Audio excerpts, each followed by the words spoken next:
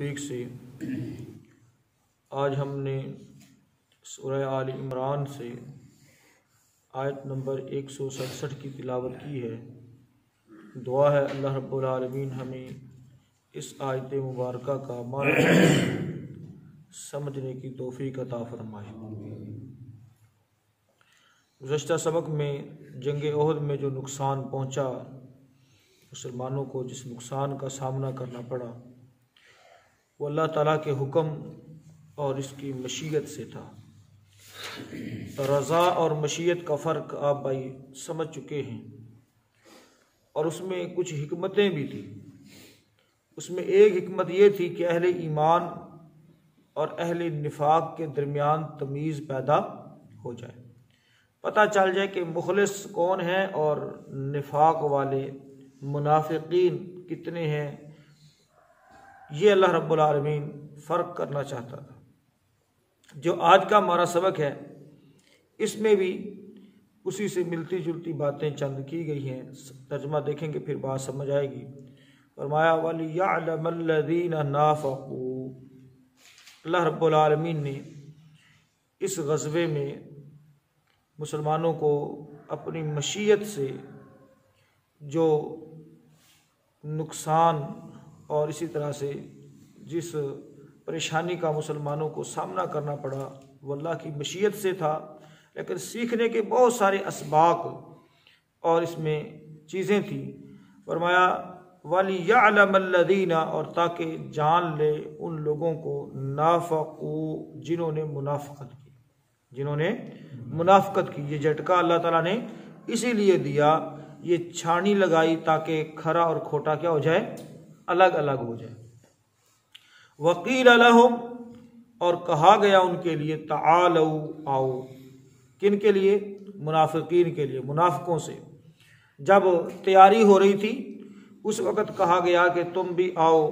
سب صاف ظاہر ہے لڑائی کی تیاری ہو رہی تھی تو سب ہی نکل رہے تھے، انہیں بھی کہا گیا کہ تم بھی نکلو۔ وَقِيلَ لَهُمْ، اور جن سے کہا گیا تعالوا، آؤ، قاتلوا، لڑو، فی سبیل اللہ، اللہ کی راہ میں، او ادفعوا، یا مدافعت کرو یعنی دفاع کرو۔ محترم بھائیو، لڑائی دو طرح کی ہوتی ہے، ایک ہوتا ہے فارورڈ اٹیک اور ایک ہوتا ہے دفاعی لڑائی۔ فارورڈ اٹیک ہوتا ہے کہ اپنے علاقے سے نکل کر دشمن کے اوپر جا کر چڑھائی کرنا، اور دفاع جب دشمن حملہ کرے تو اس وقت لڑائی تو وہ ہوتی ہے، لیکن وہ کون سی لڑائی ہوتی ہے؟ دفاعی لڑائی ہوتی ہے۔ او ادفعوا، یا پھر دفاع کرو۔ قالوا، تو کہا انہوں نے، لو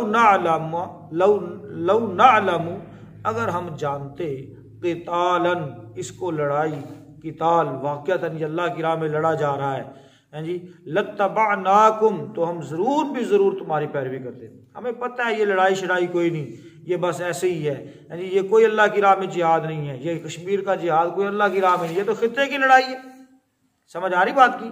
یعنی اس طرح کی باتیں وہ اپنی طرف سے کر جاتے، یہ تو فلاں کی لڑائی ہے، یہ تو جہاد فی سبیل اللہ ہی نہیں۔ اگر واقعتاً جہاد فی سبیل اللہ ہوتا تو لتبعناکم، ہم بھی تمہارے ساتھ ضرور پیروی کرتے، ضرور تمہارے ساتھ چلتے۔ ہم للکفر، اللہ نے فرمایا حقیقت یہ ہے، ہم وہ کون؟ وہ سب، یعنی منافقین، للکفر، کفر کے قریب، یومئذ، اس دن تھے، اقرب، زیادہ قریب، منہم، ان میں سے، للایمان، ایمان سے۔ یعنی وہ لوگ اس طرح کی باتیں کر کے اس دن ایمان کی بنسبت زیادہ قریب کس کے تھے؟ کفر کے تھے۔ بعض چیزیں، بعض کلمات ہم جوش میں کہہ جاتے ہیں، اپنی علمیت میں کہہ جاتے ہیں، یا دیکھا دیکھی کہہ جاتے ہیں، جبکہ وہ چیزیں انسان کو اسلام سے نکال کر کس طرف لے جاتی ہیں؟ کفر کی طرف لے جاتی ہیں۔ ہم بھی کہہ دیتے ہیں نا، ایتھے کوئی کام شام نہیں ہوتا پیا، ایتھے کہڑا کوئی دین دی خدمت ہوندی پئی۔ سمجھ آ رہی نا بات کی؟ حالانکہ وہ بیماری ہمارے اپنے نفس میں ہوتی ہے، ہمارے اپنے دل میں ہوتی ہے، جو ہمیں کام کو ہونا نظر نہیں آ رہا ہوتا۔ فرمایا وہ اس دن ایمان کی بنسبت کفر کے زیادہ قریب تھے۔ یقولون، وہ کہتے تھے، بِأَفْوَاهِهِمْ، اپنے منہوں سے، مَا لَيْسَ فِي قُلُوبِهِمْ، وہ باتیں جو ان کے دلوں میں نہیں تھی۔ جو ان کے دل میں نہیں تھی، ان کے دل ساتھ نہیں دے رہے تھے ان کی زبانوں کا، لیکن پھر بھی وہ کہہ رہے تھے اپنی جان چھڑوانے کے لیے۔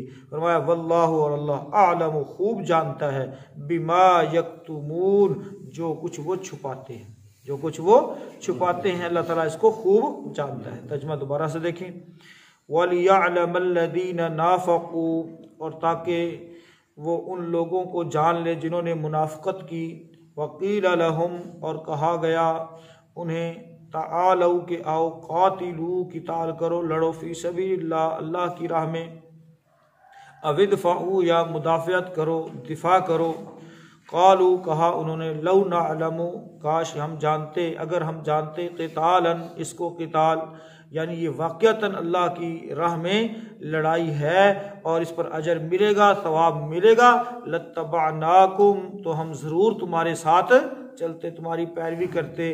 اصل مسئلہ یہ ہے کہ ایتھے تے اینجی بندے مروان والی گل ہے، لہذا 80 اس کام میں نہیں جاندے۔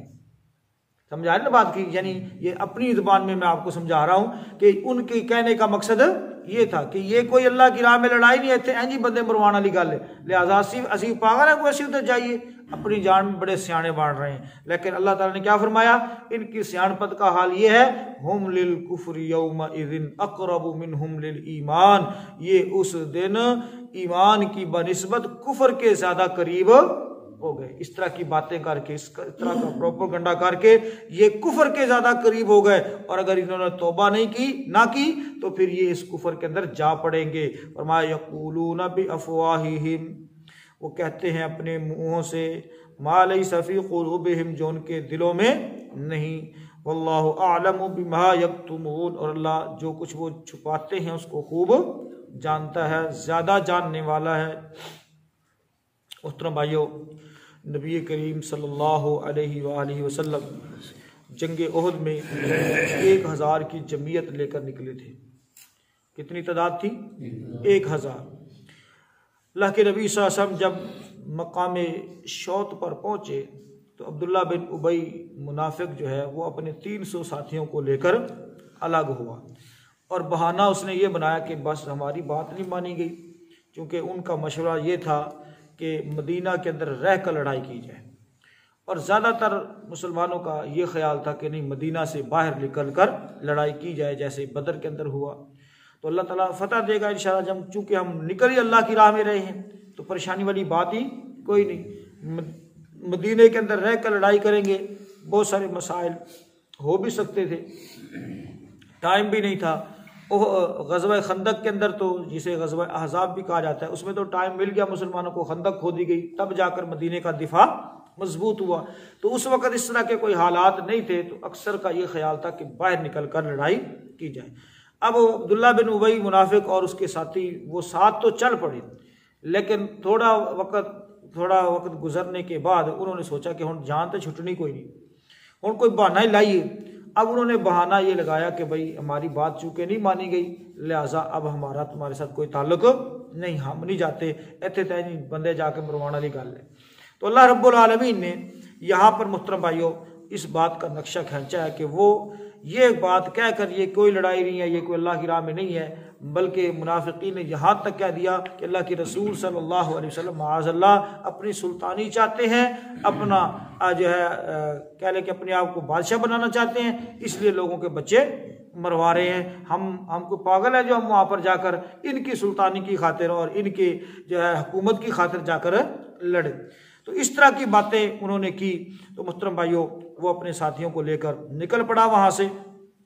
تو اس تعداد کا یعنی اتنی بڑی تعداد کا یعنی 300 کے قریب لوگوں کا واپس آ جانا، اس سے مسلمانوں کی جو ہے جذبے پر بہت زیادہ اثر پڑا، اور وہ پریشان بھی ہوئے کتنے لوگ واپس جا رہے ہیں۔ اور پھر صاف ظاہر ہے بے شک بندہ جھوٹا بھی ہو نا تو وہ کوئی ایسی بات کر دے تو اس کا بھی کچھ نہ کچھ اثر ضرور ہوتا ہے، کیونکہ وہ ہوتا تو جھوٹا ہی ہے لیکن پھر بھی بات کرنے کا کیا ہوتا ہے، اثر ہوتا ہے۔ اس سے ایک پتہ یہ بھی چلا کہ قافلے میں یا کسی بھی جگہ پر کام کرتے ہوئے کوئی ایسی حوصلہ شکنی والی بات بھی نہیں کرنی چاہیے۔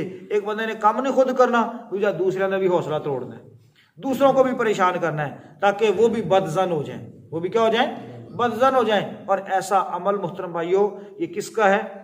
منافقین کا ہے۔ اللہ تعالیٰ نے واضح کر دیا ہے کس کا ہے، یہ منافقین کا ہے۔ اور منافق محترم بھائیو اس بات کو سمجھیں ذرا تھوڑا سا توجہ کے ساتھ، اللہ کے رسول صلی اللہ علیہ وسلم نے منافقین یا منافق جو ہے اس کی کئی ایک نشانیاں بتائی ہیں۔ وہ ہم میں سے بھی کوئی ہو سکتا ہے، ایسی بات نہیں ہے کہ ہم بڑے پاک صاف اور جناب ہیں، ہم میں سے بھی کوئی ہو سکتا ہے۔ اللہ کے نبی صلی اللہ علیہ وسلم نے اس کی نشانیاں بتائی ہیں۔ اور نفاق جو ہے وہ دو طرح کا ہوتا ہے، ایک ہے اعتقادی منافق۔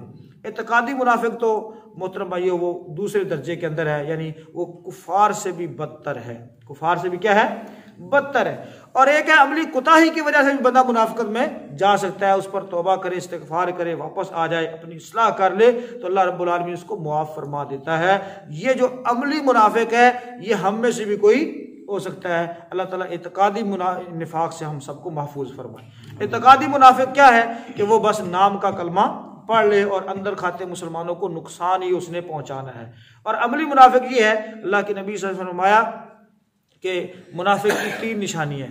اذا حدث کذب، جب وہ بات کرتا ہے تو جھوٹ بولتا ہے، کوئی بھی بات کرتا ہے، کوئی بہانہ لگاتا ہے، جھوٹ کا سہارا لیتا ہے، جھوٹی بات کرتا ہے، جھوٹ بولتا ہے۔ اور صحیح بخاری شریف میں اللہ کے رسول صلی اللہ علیہ وسلم نے فرمایا جو بڑے بڑے گناہ ہیں نا ان میں سے ایک جھوٹ بولنا بھی، وقول الزور وشہادۃ الزور، جھوٹی بات کرنا، جھوٹی گواہی دینا، یہ کبیرہ گناہوں میں سے، بڑے بڑے گناہوں میں سے ایک ہے۔